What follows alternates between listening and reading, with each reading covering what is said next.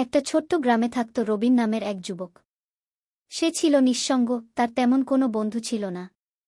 প্রতিদিন সে নদীর ধারে বসে আকাশের দিকে তাকিয়ে ভাবত, কেউ যদি থাকত পাশে। একদিন সকালে রবিন নদীর পাশে এক আহত পাখিকে দেখতে পেল।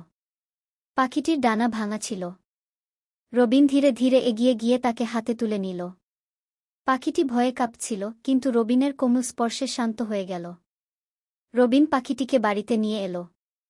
যত্ন করে তার ডানা বেঁধে দিল, খাবার দিল, আদর করল।